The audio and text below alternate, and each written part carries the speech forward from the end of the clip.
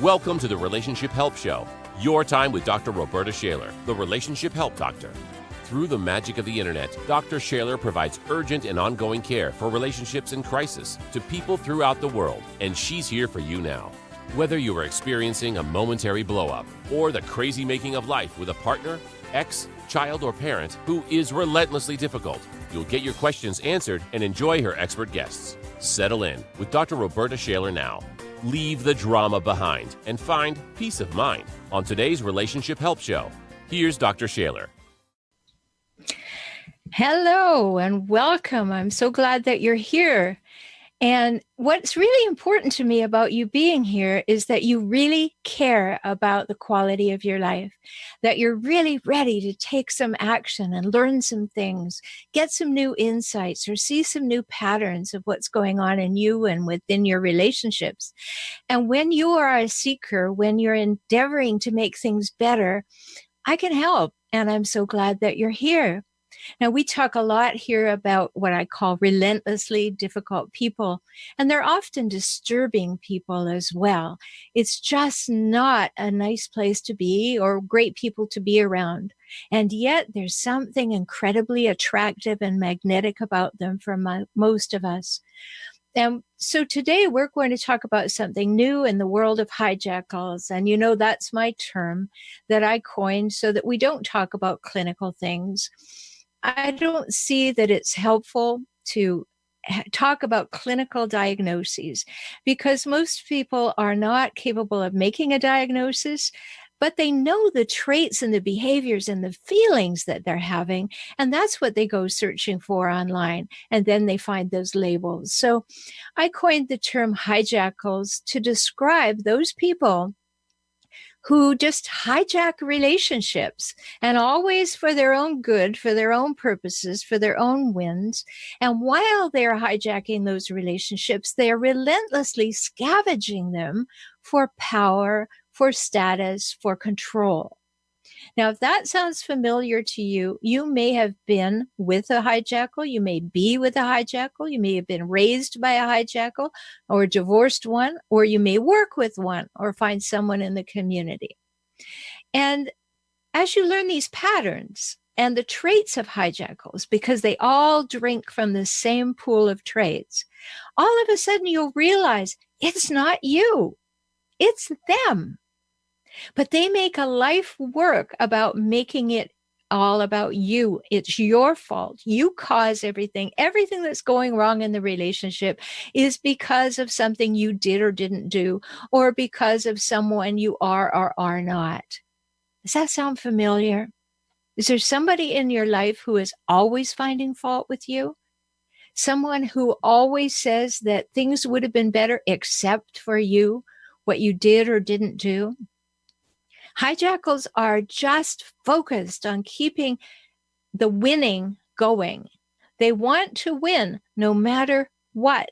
And they want to win in this moment and the next moment and the next moment. So what does that mean? It means to win in this moment, they may have to say black is black. And 20 minutes later, to win, they may have to say that black is white. And when you say to them, but 20 minutes ago, you said that black is black, they say, well, you don't listen very well. You're not paying attention to what I'm talking about because I never would have said black is black. Right? You're shaking your head. Yes, that's familiar. And that's what hijackals do. They need to win in the moment. So do you have a hijackal lurking somewhere in your life now or somewhere, I hope, in the very distant past? And you know that because of the things I just mentioned, but also you feel vaguely anxious about them and around them. If you have to see them, you get a little bit upset. You get a little bit hypervigilant because you never know what's coming out of left field with a hijackal. And they need to press you down and oppress you and suppress you, and they end up depressing you. And so this program is all about helping you with those relentlessly difficult and often disturbing people.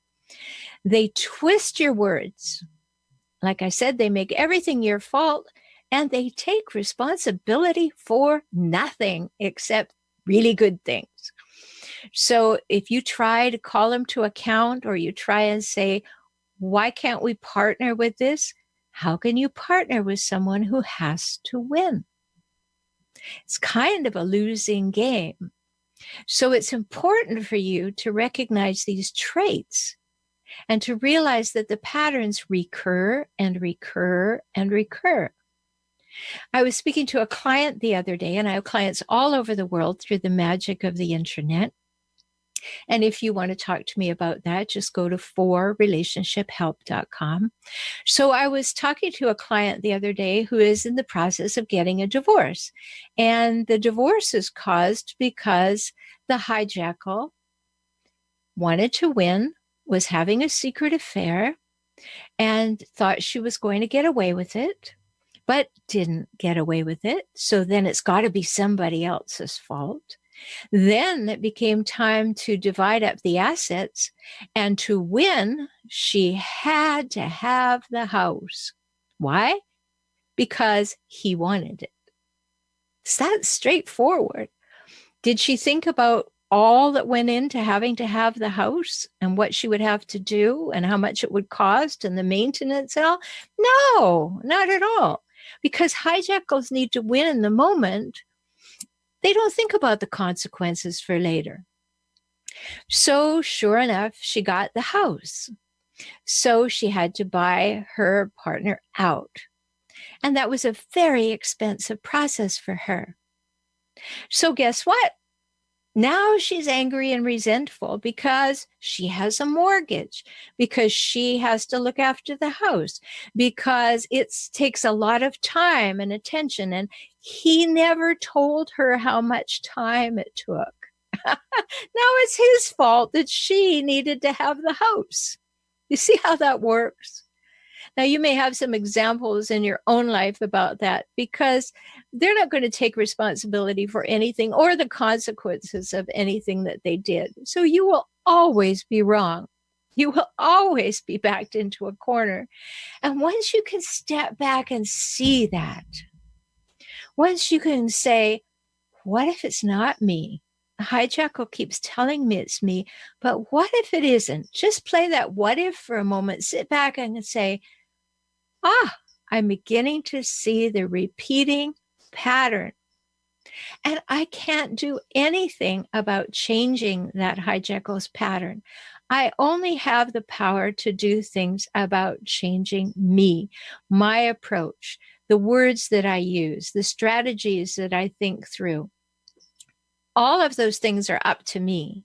And that's where your power is. So if this is beginning to sound familiar, you might want to know if you're with a hijackal. So I wrote a little, not so little, free ebook. It's called How to Spot a Hijackal. And you can get that free. Just simply go to hijackals.com, and you'll see a big button there that says Get the ebook. And it'll take you right to the page to put in your email address and get that. So be sure to get your copy of How to Spot a Hijackal, because it talks about the patterns and traits in there too. And that will help you. Even if you think you already know you're with a hijackal, this will cement the deal for you. So how do I know so much about hijackals? Well, it's pretty simple. I had some relationships that didn't go so well. And even though I have a PhD in psychology, I'm thinking, there must be something wrong with me. And so I started to look at what were the patterns, what was actually happening here. And I realized that I had a very, very hijackal mom and a very extreme passive-aggressive father. So we're going to talk about this in today's question a little later about how that works. But when you're raised by hijackals, then you only have two ways to go. Either you're going to mimic the hijackal and become one, or you're going to become what I call hijackal bait. You will be normalized to being treated poorly, and therefore you are going to accept that treatment from potential partners. So I had to get my act together, and there really wasn't anybody who could help me because they didn't know all this that many years ago. So I had to dig in and realize what actually happens to you when you're raised by hijackals. What are the mindsets? What are the ways that you look and feel about yourself? What is actually imbued in you from an early age? And then what do you do about this ability you now have to put up with hijackals and to attract more because you're already trained to live with a hijackal mentality? So in today's question, we will answer that more. So it's really the whole catastrophe, as was in the Fiddler on the Roof. The whole catastrophe is being raised by a hijackal, attracting a hijackal, marrying a hijackal, having children with a hijackal, divorcing a hijackal, co-parenting with a hijackal, and then recovering. So I have 2 programs to help with that, because first we need to know how to handle hijackal. So that's the first. And the second one is called Hijackal Recovery and Rediscovery, because you have to rediscover yourself. And it's not surprising that you're going to meet a hijackal. Most everybody does, because 1 in 25 people has a tendency to hijackal traits. Wow, huh? 1 in 25 people. Highly likely you're going to meet one or come up against one or attract one. So that's pretty important. So today's question is, and it was asked by several people, how does a person become a hijackal, and how do you become hijackal bait? Now, I'm going to talk a lot more about hijackal bait in another episode, but today I want to generally address these questions, because if you're listening to the show live, feel free to call in and ask a question. You can do that at 888-627-6008. But in today's episode, I want to address this because you need to understand that it started before you even had language. And that's what happens to a hijackal. It happens through adverse childhood experiences. Now, that's a real thing, adverse childhood experiences. There was a huge study done in San Diego in 1998 where they looked at, Kaiser Permanente looked at thousands of people, thousands of patients in their system. And it was uncovered that there is an incredible link, and I don't think this should be a surprise to any of us, an incredible link between childhood trauma and the chronic diseases people develop as adults, as well as their social and emotional problems. Now, that's not rocket science, but when you do a study of that nature, which was so large, and you have such a population to look at, you can learn a whole lot about those links and about how that actually comes into being. And that's really important for you because it's helpful. And Tom Insel, the director of the National Institute of Mental Health, he commented this way. He said, abuse and neglect in childhood lead to disorganized brains that are typically overrun by the limbic, that's the feeling, eruptions of fear, shame, and rage. Abuse and neglect in childhood lead to disorganized brains that are typically overrun by the limbic eruptions of fear, shame, and rage. All right, so if you've experienced abuse or neglect in your childhood, then you would be likely to have exacerbations of fear or shame or rage. So how do you know if you had adverse childhood experiences? What we tend to do when we've been with the hijackal is we minimize the damage that has been done to us. Our internal conversation is, oh, it wasn't that bad, or, oh, I should get over it, or there were people worse off than I was. You know that? And so we tend to minimize that. And when you tend to minimize that, it's problematic because then you don't start looking for solutions. You've added to the burden of making yourself the problem. And that's what you're trained to do when you're raised by hijackals. So when we come back from the break in a few minutes, I'm going to read you the 10 questions that allow you to know if you have had adverse childhood experiences that will lead to problems. But of the 17,000 people in that study, 2/3 of the people had a score of at least 1 out of 10. 2/3 of them. And of that 2/3, 87% of them had more than a score of 1. Now, that's really something, because we tend to, like I said, minimize what's happened to us. And when we do that, we don't heal from what's happened to us. That's a problem, because we tend to then, when we have been in difficult situations or neglect or abuse of any kind, we tend to be other person focused, because as children, we had to become hypervigilant. Remember, we're not like cows and horses. We don't get spit out of our mother, she licks us off, then we leap up and jump around the meadow. Human babies, we know we're blobs. We can't feed ourselves, we can't clean ourselves, we can't move ourselves, we can't do anything for ourselves. So we recognize that we are blobs and we need those giants.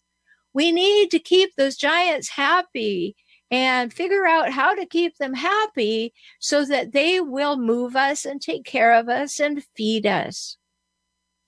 And then when we get the information in our little tiny people that we're not worth it, that they're not going to take care of us. In fact, maybe they're mean to us, or maybe they're yelling all the time. Then we don't know how to adapt to keep those giants happy. And in trying to adapt to keep the giants happy, we do some things that damage us a lot. We make changes within ourselves. We change the way we think about ourselves, the way we perceive ourselves, to try and keep those misguided, maybe even hijackal giants happy. And that's where the problem starts. And now we have this huge study that tells us that not only are we going to have social and emotional problems likely as a result of that, but we're also going to be much more prone to particular diseases as adults. Now, that's a remarkably helpful study, because we need to take a really good look at what has happened to us. We didn't set out to be hijackals or hijackal bait. We were set up for it by our early environment.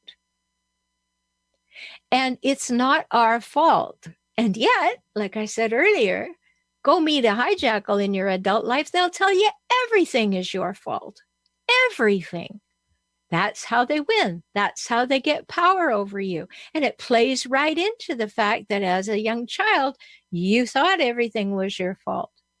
I was working with a couple of small children who had recently, their parents had separated. And I said to the children, and particularly to the 5-year-old, I said, do you know why Daddy doesn't live with you anymore? And the little girl, the 5-year-old, she said, oh, I do. I said, well, why? She said, because I left my bicycle behind his car. That's how little brains work. They think they cause everything. So they think they cause you to be mean. They cause you to abuse them. They cause you to neglect them. And that's a big problem, because we're not born with a fully developed brain. Our brain keeps growing and developing until we're somewhere in our early 20s. And particularly up until the age of 7 or 8, we don't have the development of the prefrontal lobes that gives us rational linear thought. And we also don't have a good command of the language to speak about what's going on for us. And then we're with these people who don't care what's going on for us. No wonder we're going to have a problem.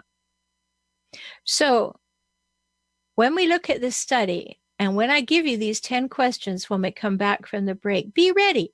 Be ready with a pencil to just keep score. How many out of 10 happened to you? And you will get a good sense to go on to the rest of this half hour to talk about further implications and impacts of adverse childhood experiences. So we'll be right back after this break.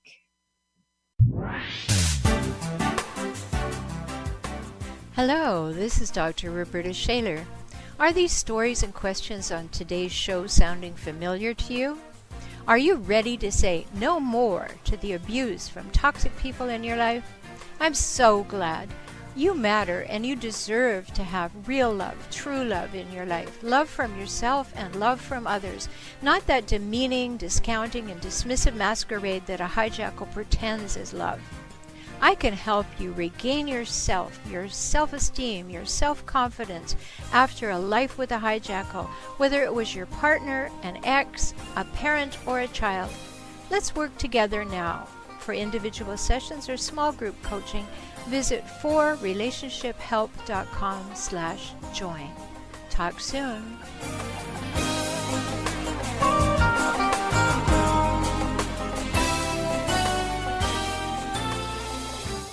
So we're back and we're looking today at adverse childhood experiences. And as I said earlier, it's a real thing. And we're in particular looking at the study done in 1998 by Kaiser Permanente, where we really looked at 17,000 people and learned a few things. So as I promised, I'm going to give you the 10 questions that are on the quiz to get your ACE score.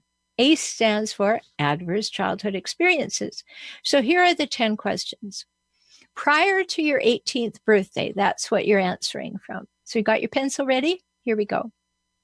Number 1, did a parent or other adult in the household often or very often swear at you, insult you, put you down, or humiliated you? Or did they act in a way that made you feel afraid you might be physically hurt?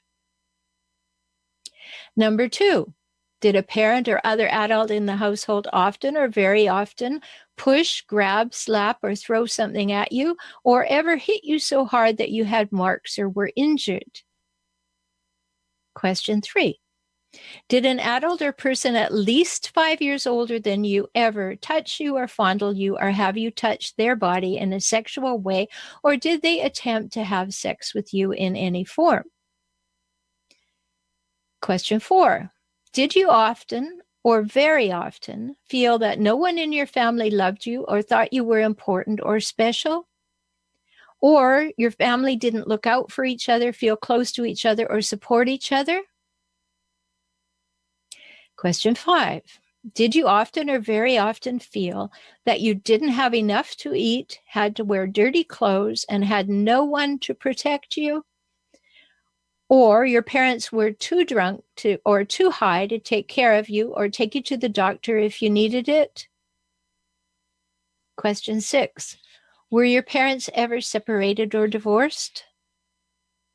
Question 7, was your mother or stepmother often or very often pushed, grabbed, slapped, or had something thrown at her?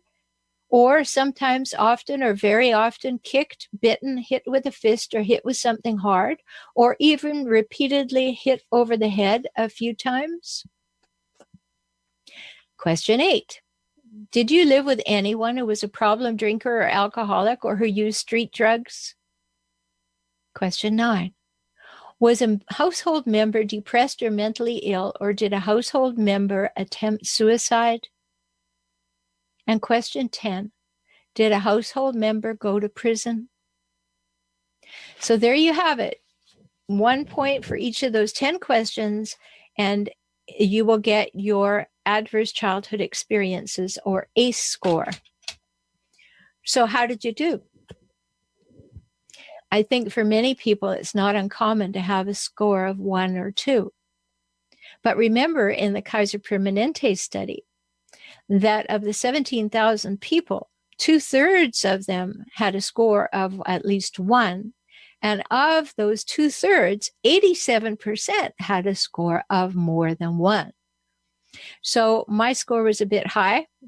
I wonder how yours was. And I invite you always to submit your questions or anything you'd like to tell me to forrelationshiphelp.com/submit. If you have a question you'd like me to answer on air, or you have a story that you'd like me to read on air, I'm happy to do that. So forrelationshiphelp.com/submit. So how does all this relate to you? The higher your score, the higher your risk for health and social problems. So are you hijackal or are you hijackal bait? Well, if you're listening to this program, it's highly unlikely you're a hijackal because hijackals don't see themselves as needing any help. So who would listen to the Relationship Help Show if you were a hijackal? Well, let me answer that question, because there are some hijackals who would. They would listen to the show in order to make me wrong and to write nasty things about me. So it's highly unlikely that there are hijackals watching, but if there are, that's what they're up to.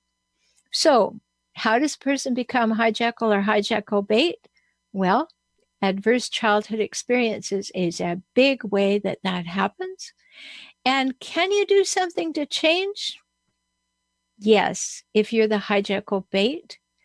Yes, if you're the hijackal. However, very few hijackals ever want to do that. Carl Jung, psychologist, he said, "I'm not what happened to me. I am what I choose to become." So there you have it. You can, in fact, change. You can make a difference. It's not quite that simple, of course, but you can change if you're willing. You know, I'm reminded of that joke, how many therapists does it take to change a light bulb? And the answer is only one, but the light bulb has to really want to change. And that's the case with each one of us too. If we're not enjoying our life, if we're not finding joy and love and happiness and respect and trust and all the wonderful things that are available, then it's up to us to change, to look at what is happening and make a change, because you deserve so much more. Just because you breathe and take up space, you deserve to be respected. And at a minimum, that's not going to happen when you're with a hijackal. So I can help, but you have to be like a light bulb. You have to be willing to change. So very important. Now, another piece of research that we'll talk about at length another day is that toxic stress, all that happens when you're in a relationship as a child with hijackals or with abuse and neglect and things like that, because abuse and neglect can come from people who are alcoholic or very, very highly motivated in their careers and don't have time for their children, or they're using drugs or whatever, so they're not necessarily a hijackal. But if you have had toxic stress, it physically damages the developing brain of children.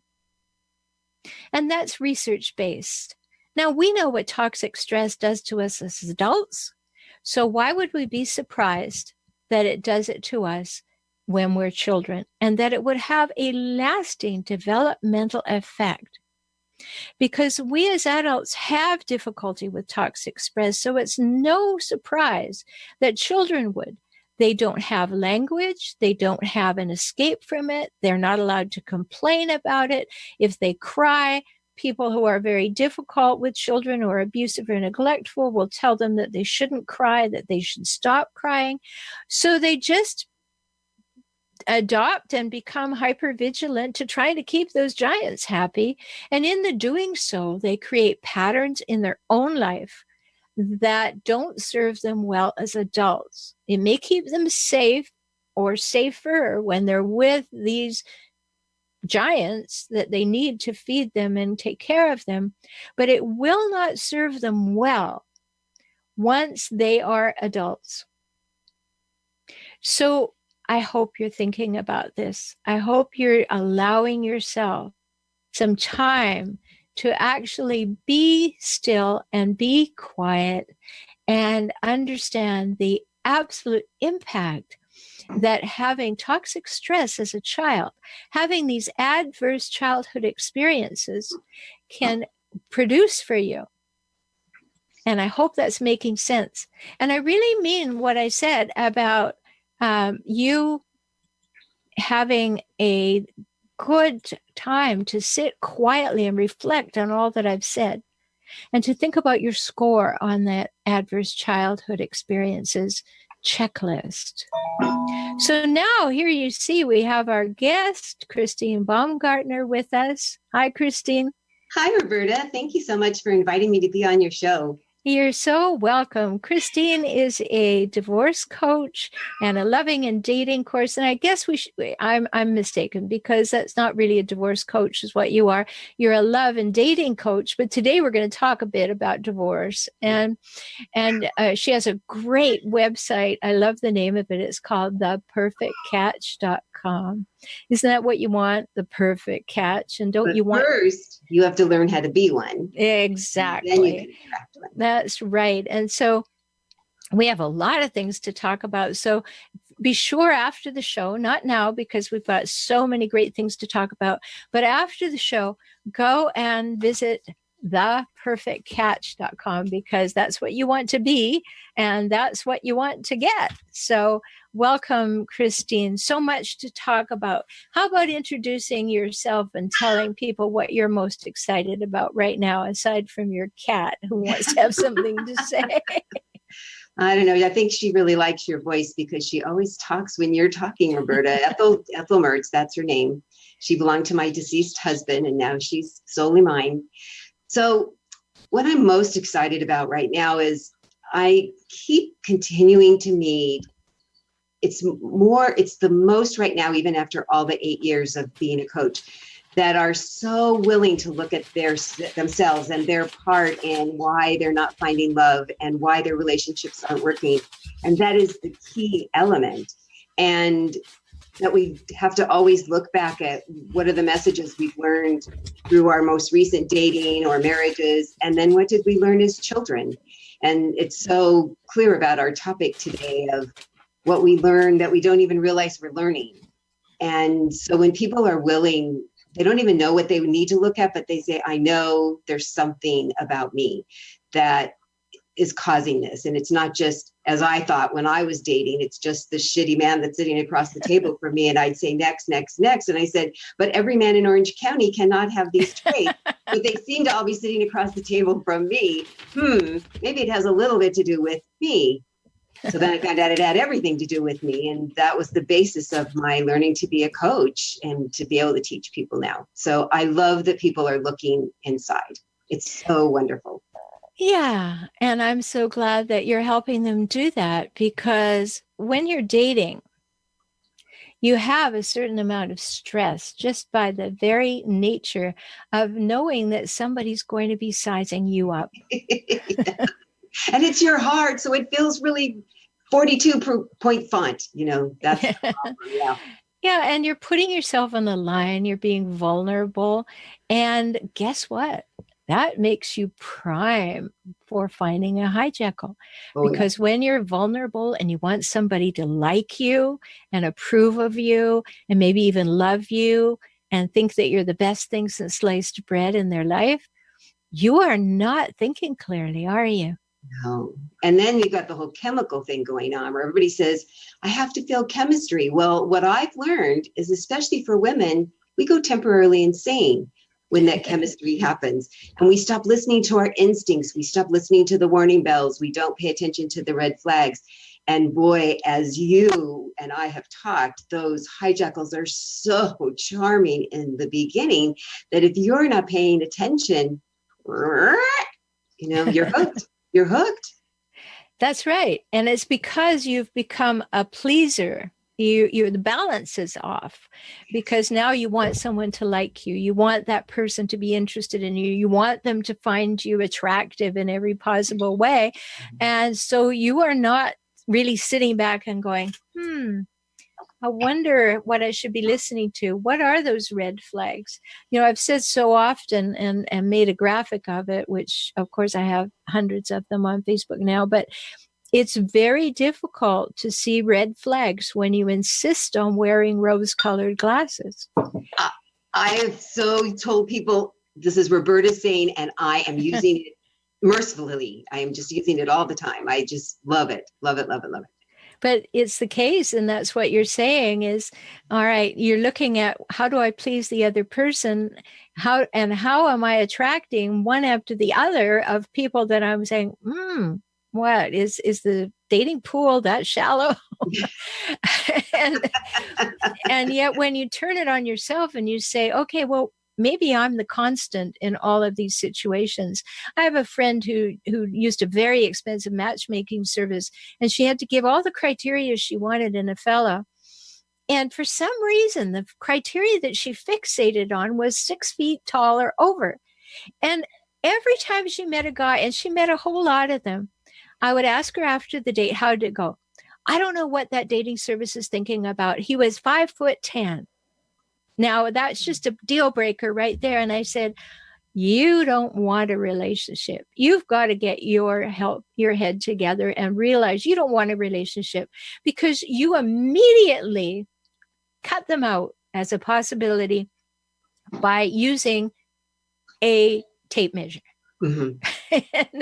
and that's just a way of, and I said to her, because she's a good friend, I said, that's your way of protecting yourself from getting hurt, but you will never find out who another person is while you are sitting there in judgment about how many inches tall they are.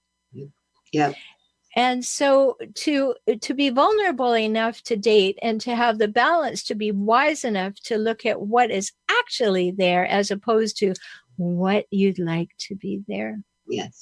And sometimes too, if we've been hurt, we've been lied to, we haven't picked well, we use that 6 foot to not get committed, to not really start dating. When I would tell my friends, would say, well, what do you think of the latest guy? And I go, he's so nice, I wouldn't marry him. And I said it over and over for years, but I never listened to that. And when I decided to get married, the next time it came out of my mouth, I went, why am I going out with men I would never marry? Good point. But so it was my way of keeping them away, because I knew, and I didn't know, but I figured out that if I didn't do my work, I was going to marry somebody just like my ex-husband. And I didn't want to do that, but I didn't know those steps. So yeah, that's what that 6 foot thing is. I have women that come up, and men, some, not as much, with this, I have to have this, without the mental, emotional, and spiritual sides as well, and not just what they look right. like. And as I said to my friend, I said, how about you have a 3-date limit? If you don't like them after 3 dates, then you can say no.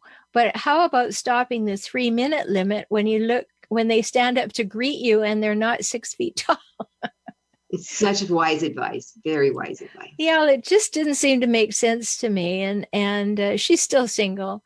And of course, it's everybody else's fault. But if you're not ready to have a relationship, any excuse will do. Oh, yes. There's lots. There's way more excuses to not.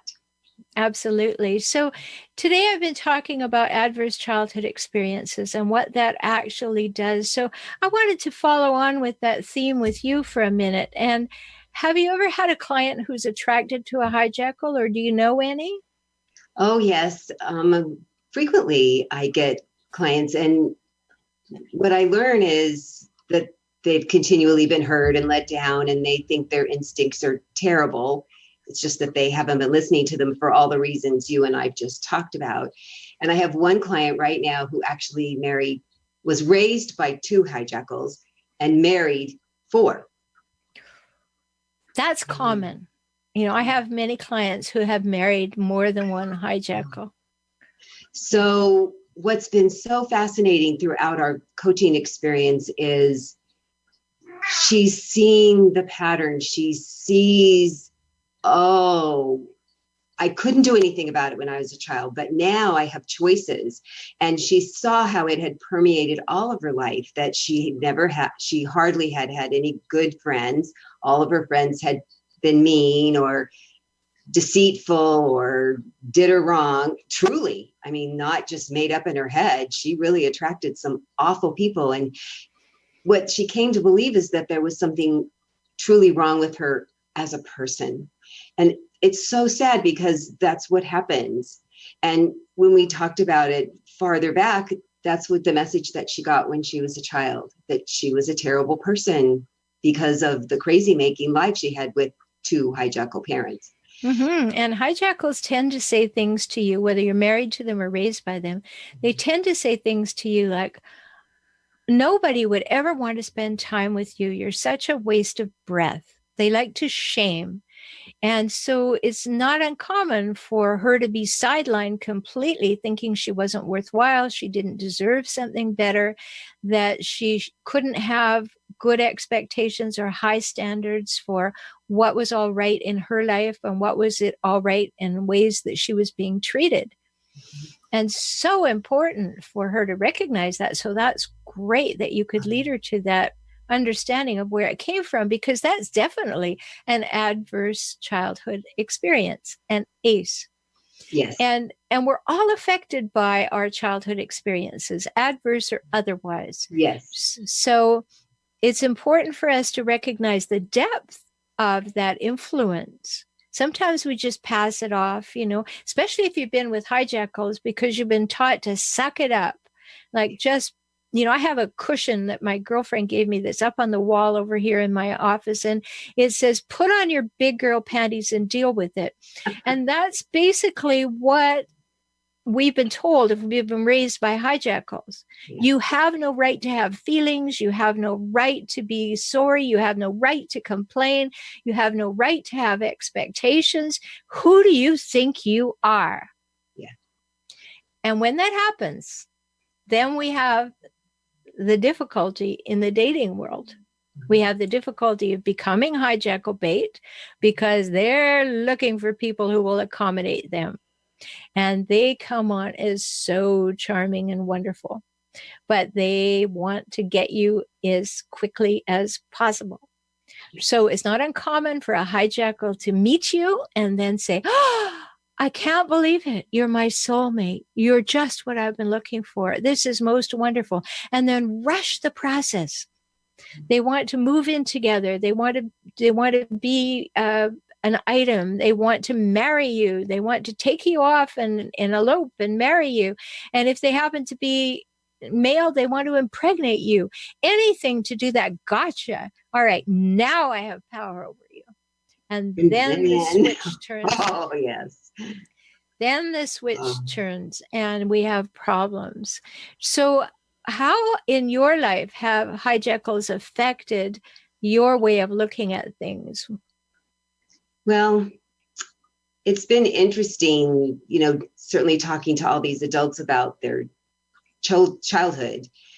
But recently I was talking to someone who knows of a family where the woman was married to a hijackal, and she was spending time with their 7-year-old daughter, and the 7-year-old daughter told her that she thinks she's a bad person at 7.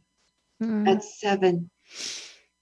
Yeah. I said, oh my gosh, and hearing the dynamic of this family from this friend, I kept thinking, this is hijackal. This is so hijackal, the way that the husband treats the wife and the subservience of the wife. And then when she told me these words came out of this little girl, I said, it's getting passed along to the next generation. Oh, that's so true. And let's take a break because we want to look into that in depth and we don't want to be interrupted. So let's take a break for a moment and we'll be right back with my guest, Christine Baumgartner, dating and love coach from theperfectcatch.com.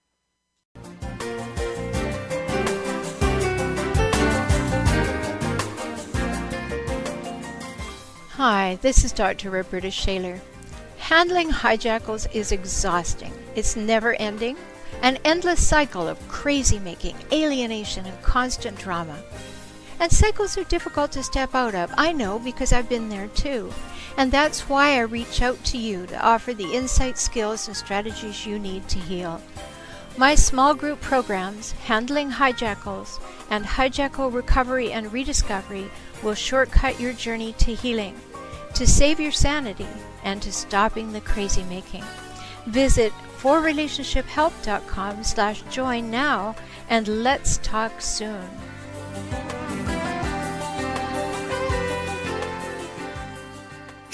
So I'm back with my guest, Christine Baumgartner, and she was just talking about some deep realization.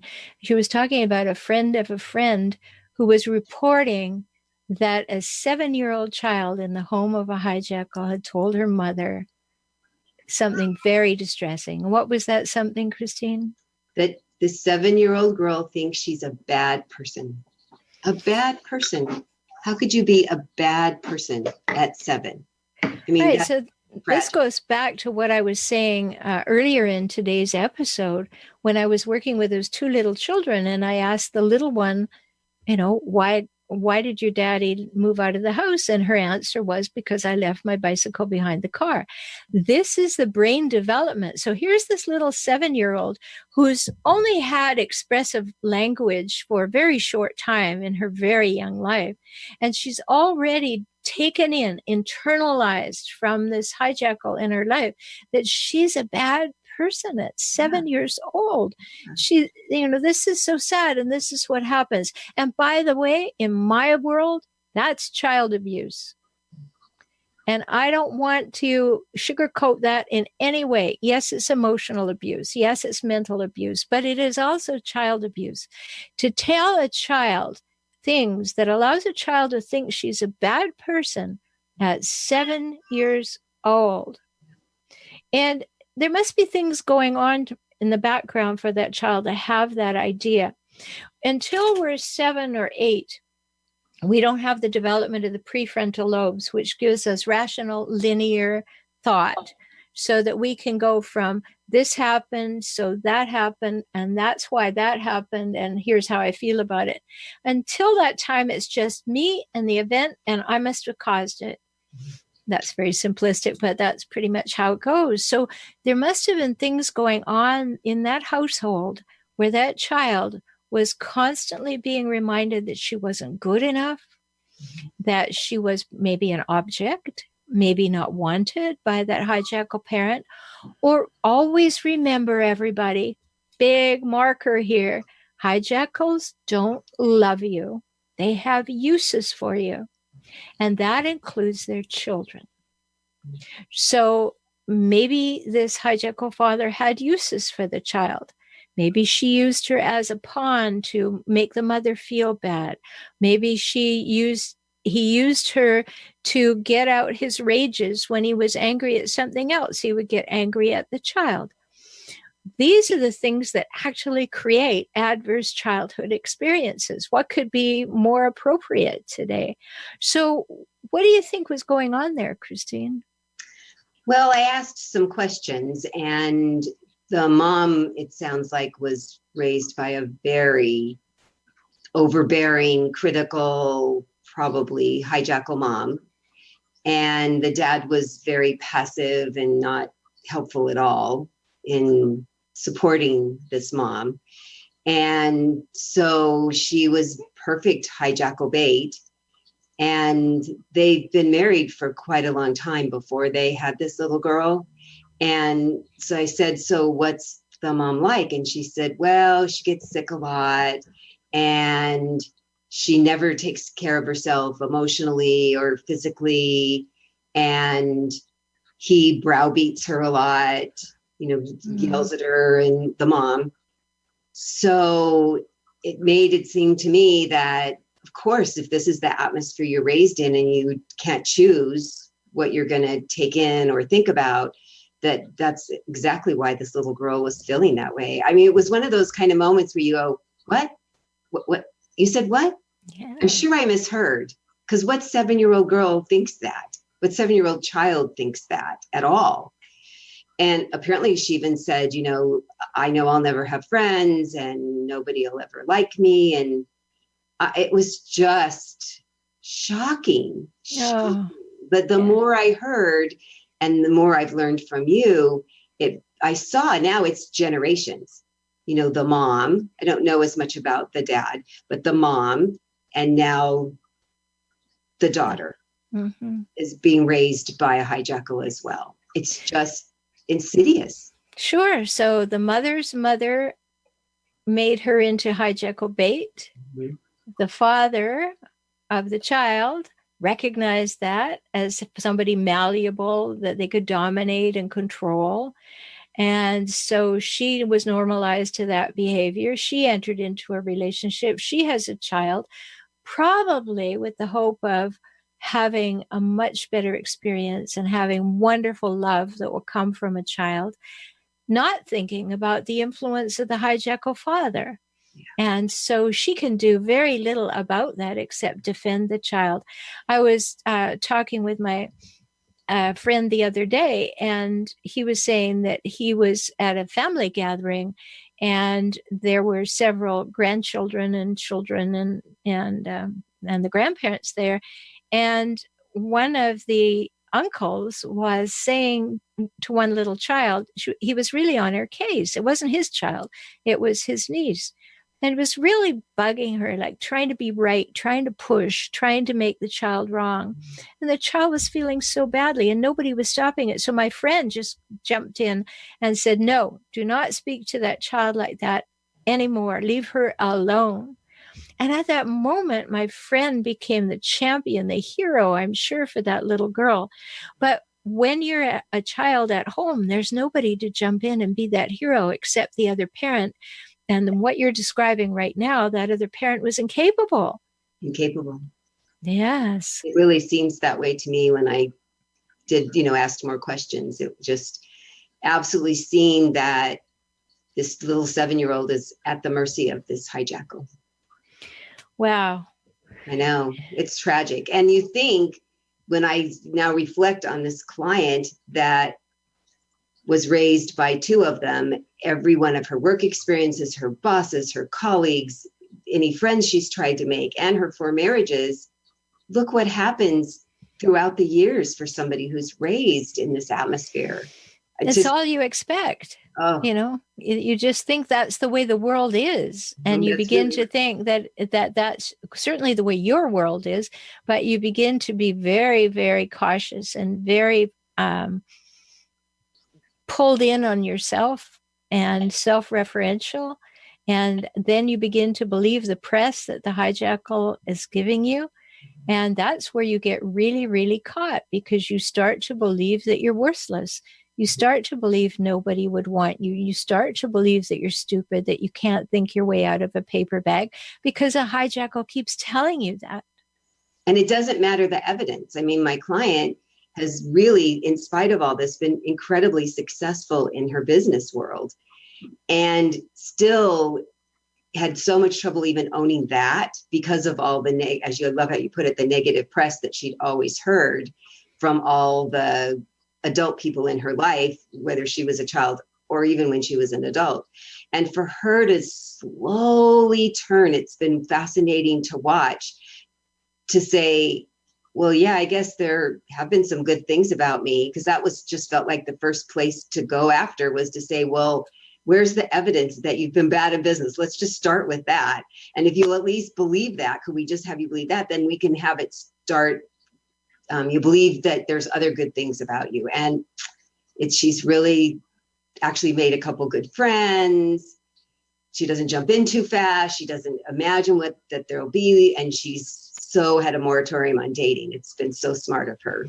And such good guidance you gave her, Christine. Thanks. That's great. So remember, you have to find the good thing. There's always, because that's the thing I've learned is hijackal bait, as everybody generally, we have these really good parts of ourselves, but it gets completely overshadowed. We can't even see it. We can't even hear it from somebody else. And the other thing I learned was, it doesn't matter who tells you, somebody you even respect, that's not a good person. You don't listen to them. You don't listen to other people or yourself. So you're not going to listen to you're a good person either. You're only zeroing in. I've learned that it's like you only hear the hijackal's voice. That's right. And that hijackal's voice is constantly just waiting to tell you the downside of your life and your downside potential. So thank you, Christine Baumgartner, the dating and love coach from theperfectcatch.com, for sharing your insights and your experiences and a few client interventions too. You're doing a great job. Thanks so much for being with us today, Christine. Thank you very much for having me, Rhoberta. I think your work is wonderful. I'm so grateful that you're out there helping people. Thank you so much. So, wow, we've talked about a lot of really big things today. Wow. Really, really big things, so much. So if it brought up questions for you, remember that you can ask me those questions. Go to forrelationshiphelp.com/submit. Submit your question, submit your story. And if you want to come on air, let me know right there, because if you'd like to tell your story, you're far enough from it that you could do that. If you want to have a brief consultation with me to see if we're a good fit to work together and recover from hijackals, certainly visit forrelationshiphelp.com/join, and you will see where to get a free consult. And next week, we're going to be continuing a little bit on this theme of how things have come from our childhood that allow us to experience the things that we most don't want in our adult life, and a little bit more about the health aspects of the adverse childhood experiences study, because we need to understand that this all came from somewhere and we need to give it back. We need to start playing on our own team and creating the life that we most want right now. So visit BBS Radio and find Relationship Help Show, bbsradio.com/relationship help show, or visit my website, relationshiphelpshow.com, and you can listen to the archives. So glad you were here. Hope you take great value and spend some time thinking about what we talked about, and see you again next week. Bye-bye. Bye.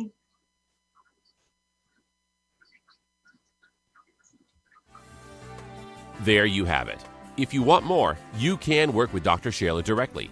She's eager to help you resolve your relationship issues. Have a question? Call in early to next week's show to talk with Dr. Shaler on air.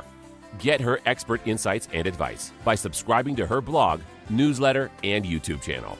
We're here for you. Don't be a stranger. Join us again next week.